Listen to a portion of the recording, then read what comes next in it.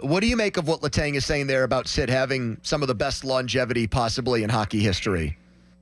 Tyler. I think it's pretty honest. Like, when you think of Sid, the one thing, he's very thick. You know what I mean? Like, he's a big boy, especially his down low bottom part of his body. He's got a big ass. Just ass, say it. thighs. He's got a large ass, Very TK. muscular He's got ass. a fat ass, yeah. But he's just big, and he's very good at getting low. He's got great balance. And I think, when you think of his hockey IQ, like Letang, talks about, I would think, honestly, he's got 25% more than most NHL guys around the league, which means he's going to be able to last a long time. And I can see him being almost like how Yogs is doing right now.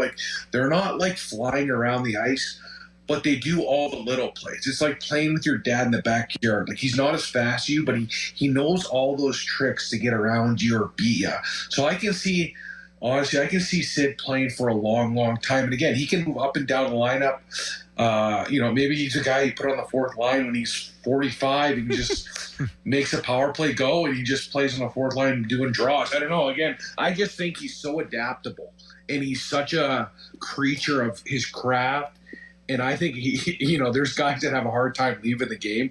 Sid's going to have a hard time because to be as good as he is for as long as he is, hockey is such a huge part of his life, more than many other hockey players. I get that, and Jágr obviously is one of the greatest to ever play, and he's clearly not Jaromir Jágr anymore as far as that level of ability, and hasn't been for a long time. He just loves the game. But I guess you sort of went to where my next question was, which is Sid's either been the best player in the league or, at worst, one of the top 5 to 7 players in the league for the last 20 years of his life, basically, right?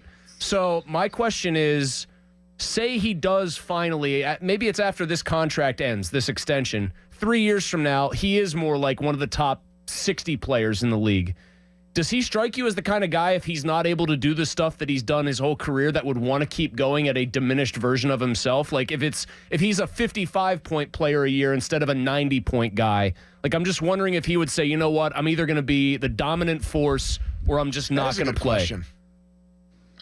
Well, I think his biggest focus then would be just helping the team, in guiding. I think that'd be more of his focus.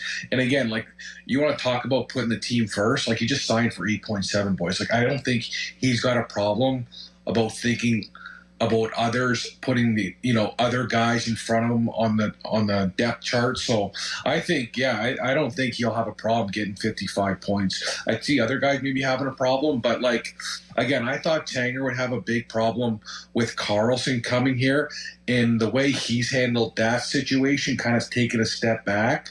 That's maturity, that's leadership, and again, Tanger's learning off Sid. So I can definitely see Sid, his play will, or his point production will go down. But again, a lot of those veteran guys, they bring a lot to the team besides points. When we won the Stanley Cup, Billy Guerin, Hal Gill, those guys brought more to the room than on the ice, I felt, because they kept us so well leveled, so level-headed. They knew when to crack jokes. They knew when to kind of... Guerin loosened Sid up. Everyone talked about that. Let me ask you about something else, though, you just mentioned, with him taking 8.7 and being team-friendly, because I've seen this put out there, so I wanted to run it by you, because you did play the game. People have said he could have gotten $10 million, probably, given his level of production, $10 million a year, but he took less.